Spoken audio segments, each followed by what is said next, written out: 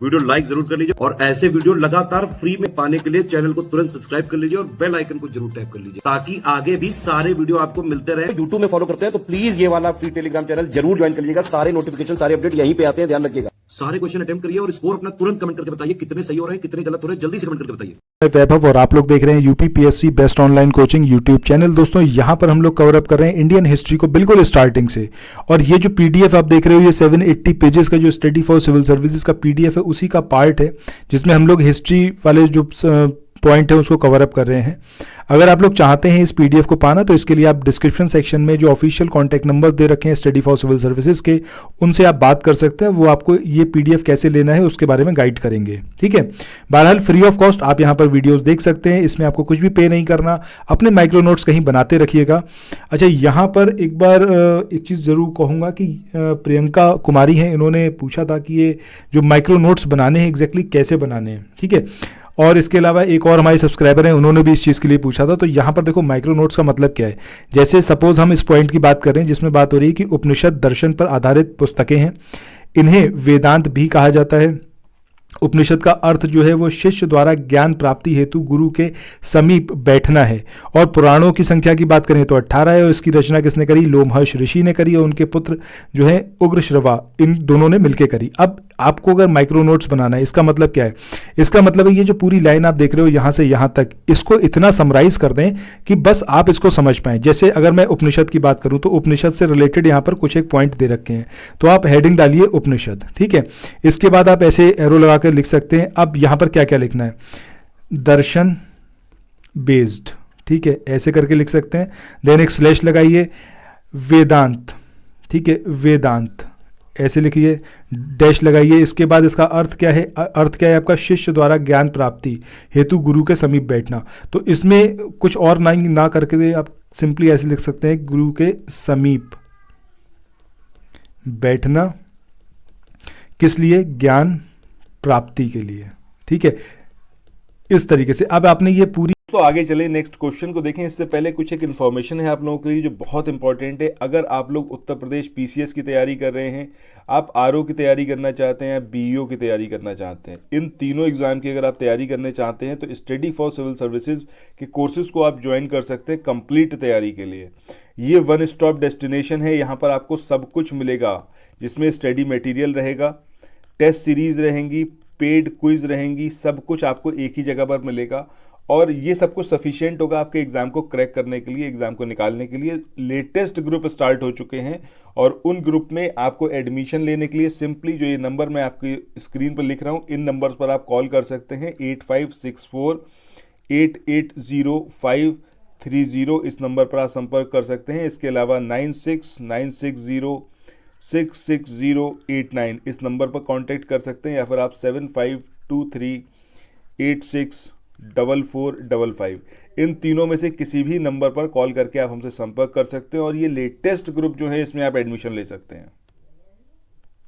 जो लाइन थी इसको बहुत समराइज कर दिया, सिर्फ आप ही समझ पाएंगे। जब भी आप देखोगे उपनिषद तो आप अगर बाकी पार्ट को एक बार ढक भी लो उसके बाद आप रिकॉल कर सकते हो। रिकॉल कैसे करोगे कि उपनिषद इसका मतलब क्या है? दर्शन बेस्ड ये बुक्स हैं। वेदांत भी इनको बोला जाता है और इसका अर्थ क्या है? इसका अर्थ है कि गुरु के समीप बैठना, किसके लिए? ज्ञान प्राप्ति के लिए। सो इस तरीके से आप अपने माइक्रो नोट्स को फ्रेम कर सकते हो। ये जस्ट मैंने एक एग्जांपल बताया है, जो भी आपको सही लगे उस तरीके से आप इसको कर सकते हैं। बट इससे होगा कि आप एक बार तो पहली बार इन सारी चीज़ों को लिख रहे होंगे और लिखते लिखते काफ़ी सारी चीज़ें आपको याद हो जाएंगी, ठीक है। नेक्स्ट टाइम जब आप रिवाइज करोगे तो रिवाइज करने में खाली हेडिंग को आप एक बार देखो और उसके बाद उस पर विचार करना स्टार्ट करो कि क्या कुछ इसके बारे में, देखो कौन कौन से पॉइंट आप मिस कर रहे हो, कौन से याद नहीं आ रहे। प्रोबेबली 2 रीडिंग के बाद ऐसा कोई पॉइंट नहीं होगा जो आप याद ना रख पा रहे हो। इस तरीके से आप बना सकते हो, ठीक है।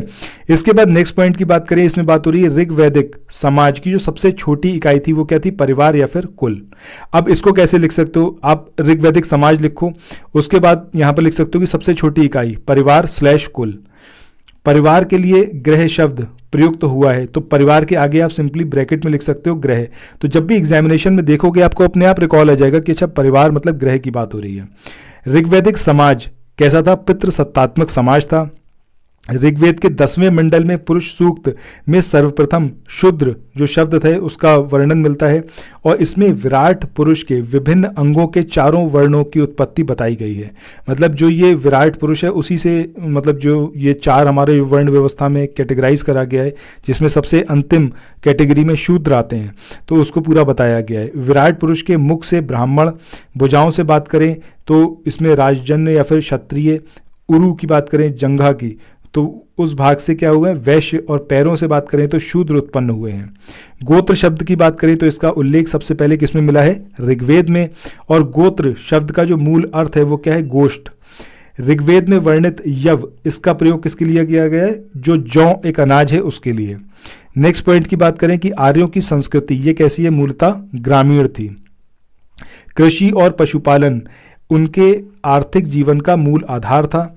ऋग्वेद में पशुपालन की तुलना किससे करी गई है, कृषि का उल्लेख बहुत कम मिलता है। ठीक है, मतलब अगर हम बात करें पशुपालन की तुलना में अगर हम कृषि की बात करें तो उसका उल्लेख बहुत कम मिलता है, और ऋग्वेद में मात्र 24 मंत्रों में ही कृषि का उल्लेख मिलता है। ठीक है, तो ये सारे पॉइंट हैं जो आपको याद रखने। माइक्रो नोट्स अब आप समझ ही गए हो कैसे बनाने, जितना छोटा करके बना पाओ उतना आपके लिए अच्छा होगा। ऋग्वेद से पता चलता है कि जो सिंध और गंधार प्रदेश हैं उसमें सुंदर ऊनी वस्त्रों का निर्माण होता था, उसके लिए वो विख्यात थे।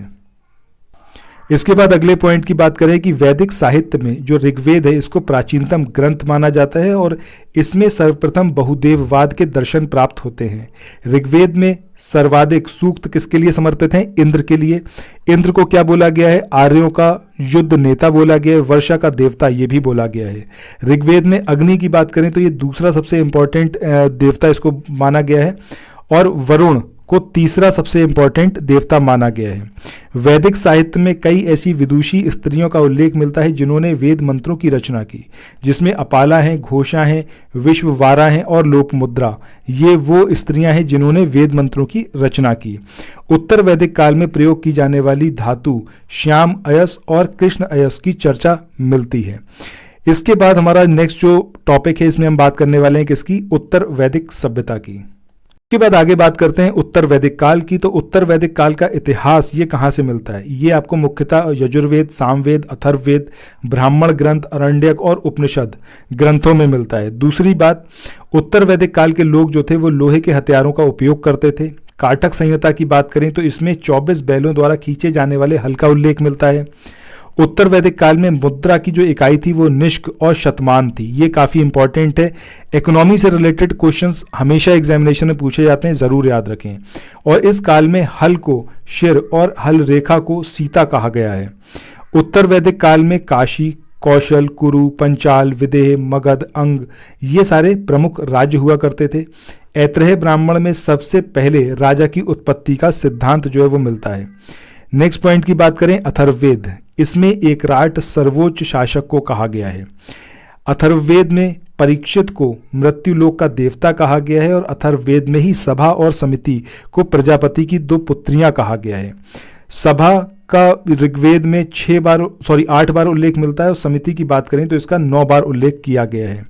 नेक्स्ट बात करें शतपथ ब्राह्मण की, तो इसमें सर्वाधिक 12 रत्नियों का उल्लेख मिलता है। शतपथ ब्राह्मण में राजसु यज्ञ का विस्तृत वर्णन किया गया है।